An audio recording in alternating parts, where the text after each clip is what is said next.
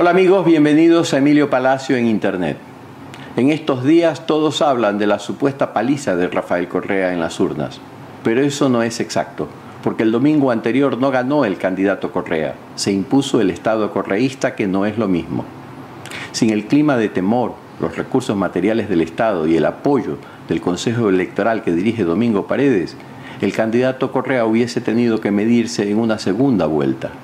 Además, se consolidó una nueva oposición cuyo gran desafío será unir a la resistencia. Intentaremos un análisis de este complejo escenario a continuación.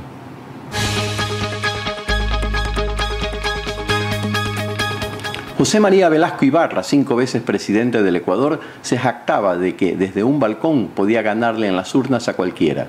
Correa necesitó de muchísimo más. No fue su carisma lo que convenció a las multitudes, sino el poder aplastante de un Estado enriquecido con petróleo y deuda externa china. Miedo, chantaje, soborno fueron las herramientas del candidato Estado. Si hubiese competido en las mismas condiciones que Velasco, se hubiera tenido que medir con Guillermo Lasso en una segunda vuelta. Y otra sería la historia. El miedo fue fundamental. Muchos anticorreístas no permitieron propaganda de la oposición en sus carros por temor a que los funcionarios del Servicio de Rentas Internas anoten sus placas y los visiten al día siguiente. Pocos quisieron aportar dinero por el mismo motivo. Ir a una concentración de la oposición se convirtió en una demostración de valentía. No nos engañemos, en el país no hay fanatismo correísta, sino confusión y desconcierto. Con semejante poder sabíamos que Correa probablemente obtendría muchos votos, pero desde fines del año pasado los escándalos de corrupción abrieron la posibilidad de una segunda vuelta. Nunca conoceremos, sin embargo, el porcentaje exacto con que ganó Correa, porque no hay cómo confiar en las cifras del Consejo Nacional Electoral manejado por Domingo Paredes.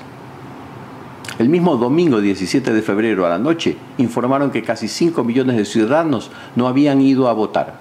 Cuando llamé la atención sobre tan alto absentismo, la página web del Consejo Nacional Electoral se congeló y todos esos votos que constaban en la columna absentismo se transfirieron a la columna de votos no escrutados. La explicación: se trataba de un pequeño error. Con errores así, la verdad quedará oculta por mucho tiempo.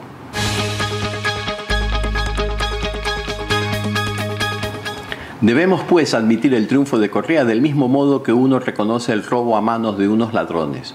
Correa seguirá gobernando, pero no estamos obligados a reconocer su triunfo como democrático o legítimo. Más que una victoria, fue una imposición. ¿Cuánto tiempo demoraremos en sacudirnos de ese poder?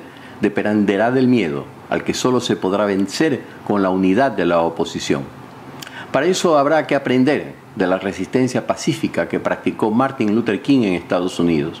La violencia de los grupos pequeños en esta etapa beneficia a la dictadura, que la utiliza como argumento o pretexto para reprimir. En cambio, la resistencia pacífica, que no cae en provocaciones, animará a muchísimos ciudadanos descontentos, con lo cual la protesta se volverá paulatinamente numerosa. De eso se trata, de tomarse las calles con un anuncio previo de que se actuará pacíficamente. Al principio serán pocos, luego el número aumentará, hasta que finalmente serán muchísimos los que dirán basta de amenazas.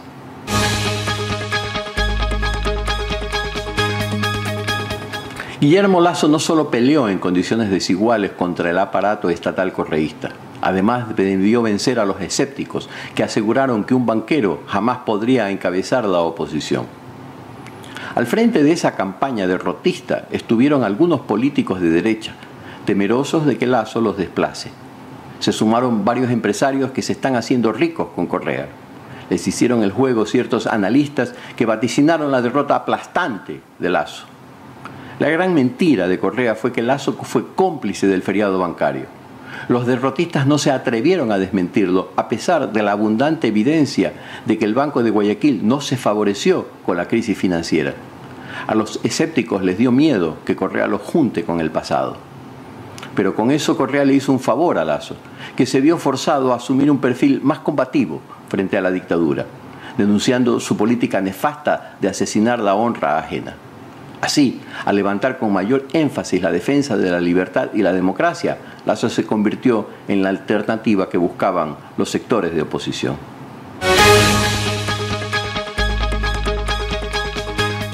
No es verdad que la izquierda marxista y Sociedad Patriótica hayan desaparecido, como aseguran algunos observadores. Obtuvieron un revés, pero podrán recuperarse.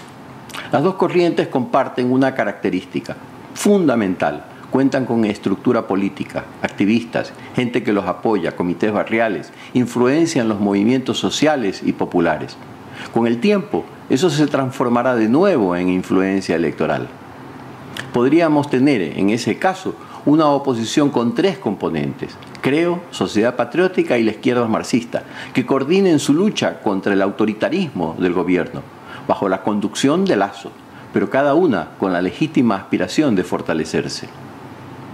Las próximas elecciones para alcaldes y gobiernos seccionales pondrán a prueba ese sentido de unidad. Las tres fuerzas deberían demostrar que son capaces de alianzas puntuales en algunas ciudades y provincias, sobre todo para las alcaldías de Quito, Guayaquil y Cuenca, aunque en otras localidades no ocurra necesariamente así.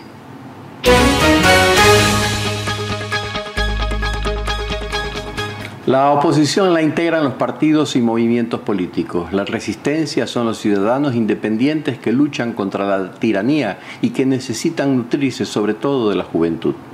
La resistencia la encabezan los familiares y amigos de los 10 del Luncoto, de Carolina Llanes, de los policías que aún están presos por el 30 de septiembre. La resistencia son los tuiteros y los que difunden mensajes por Facebook e Internet. Si la oposición no está unida, menos aún lo está la resistencia. Cada uno pelea por su lado desconfiando de los demás. La izquierda tendrá que aprender a defender no solo el honor de sus dirigentes cuando Correa los insulta, sino el de cualquier ciudadano, sin importar su ideología o su clase social.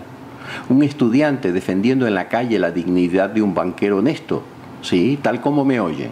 Los empresarios, a su vez, deberán darle apoyo material y económico a los movimientos sociales, decididos a derrotar la criminalización de la protesta social en condiciones muy difíciles. Un industrial apoyando con recursos a un sindicalista marxista, sí, tal como me escuchan. Corría el año 1966. Unas 40 señoras de apellido ilustre que reclamaban por la libertad de sus esposos se volcaron a las calles contra la dictadura militar. Al verlas marchar por la avenida 9 de octubre, el pueblo siguió su ejemplo. A los pocos días, las cámaras de la producción y los sindicatos convocaron juntos un paro general.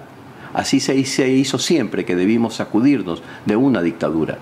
Hacia allá vamos, hacia un movimiento único de todas las corrientes políticas y sociales, de la oposición y de la resistencia, cada uno con sus objetivos propios, pero con una meta común: recuperar la democracia.